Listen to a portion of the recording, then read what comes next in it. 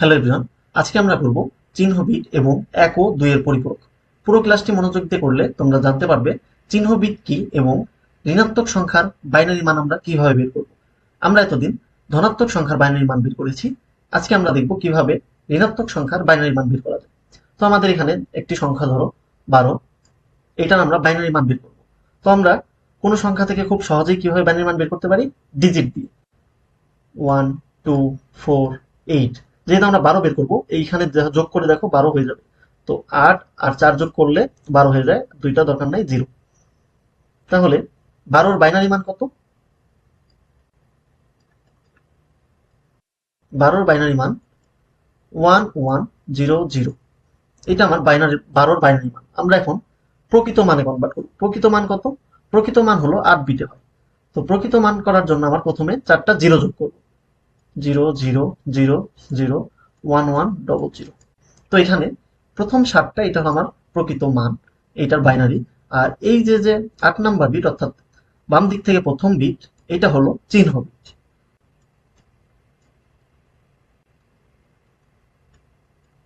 চিহ্ন বিট, এই প্রথম চিহ্ন বিট দিয়ে আমরা এই সংখ্যাটি ঋণাত্মক না ধনাত্মক সেটা বুঝতে পারবো।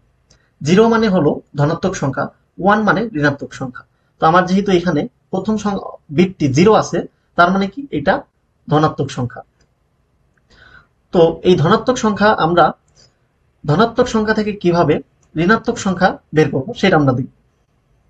তো প্রথমে 1 আসলে আমার কিন্তু সেটা ঋণাত্মক হবে, তার জন্য আমার 2 এর পরিপূরক বের করতে হবে। তো আমরা সরাসরি ঋণাত্মক মান বের মানে ঋণাত্মক সংখ্যার বাইনারি মান বের করতে পারি না। এর জন্য আমাদের ধনাত্মক সংখ্যার বাইনারি মান বের করে সেটাকে 2 এর পরিপূরক করতে হয়। 2 এর পরিপূরক করলে আমরা যে মানটা পাবো সেটাই আমাদের ঋণাত্মক মান। তো আমরা দেখি কিভাবে আমরা 2 এর পরিপূরক বের করব। দেখো এখানে আমাদের 2 এর পরিপূরক বের করার নিয়ম কি?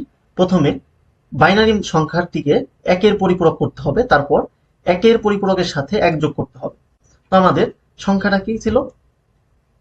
+12 বাইনারি মান হলো 0 0। বাইনারি মানটা কি? +12 বাইনারি মান 0 0 0 0 1 1 0 0।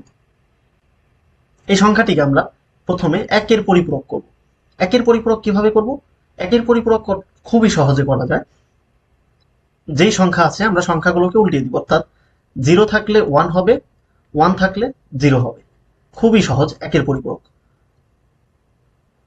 দেখো আমার এখানে 0 আছে, 1 1 1 1, এই দুইটা 1, তাহলে 0 0 1 1।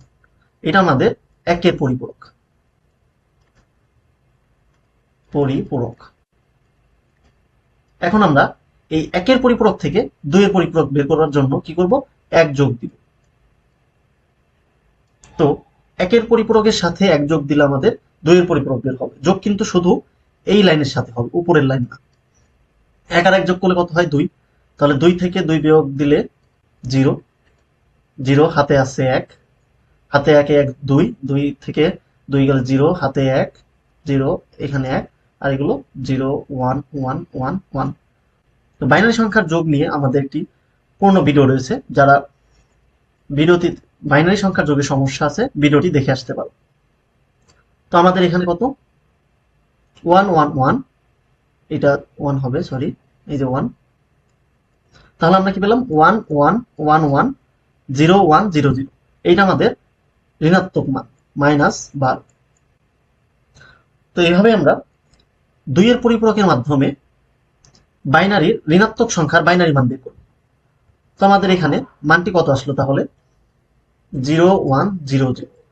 দেখো এইখানে আমাদের প্রথম যে 7টা এটা হলো প্রকৃত মান, এবং বাম দিক থেকে প্রথম যে সংখ্যাটা এটা হলো আমাদের চিহ্ন বিট। এখানে চিহ্ন বিট কত পেয়েছি আমরা? 1। 1 হলো ঋণাত্মক সংখ্যার পরিচয় বহন করে, অর্থাৎ এই সংখ্যাটা আমাদের ঋণাত্মক। প্রথমে যখন আমরা দশমিক সংখ্যার বাইনারি মান বের করেছিলাম, তখন আমাদের প্রথম সংখ্যা অর্থাৎ চিহ্ন বিট ছিল 0, যেটা ধনাত্মক সংখ্যার পরিচয় বহন করে।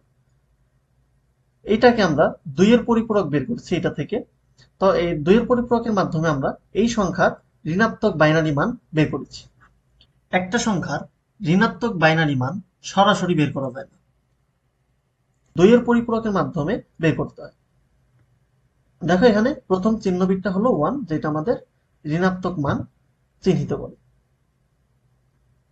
তো এই পুরো প্রসেসটা কিভাবে হলো, প্রথমে আমরা একটা দশমিক সংখ্যা থেকে বাইনারি সংখ্যায় কনভার্ট করলাম। এরপর বাইনারি সংখ্যাটাকে আমরা একের পরিপূরক করলাম। একের পরিপূরক থেকে দুইয়ের পরিপূরক, একের পরিপূরকের সাথে এক যোগ করে দুইয়ের পরিপূরক বের করলাম। তো দুইয়ের পরিপূরক আমরা কেন ইউজ করি, এটা আমরা পরবর্তী ক্লাসে বিস্তারিত জানবো। পরবর্তী ক্লাসে আমরা দুইয়ের পরিপূরক ব্যবহার করে কিভাবে দুইটি সংখ্যার পার্থক্য নির্ণয় করতে হয় সেটা দেখব।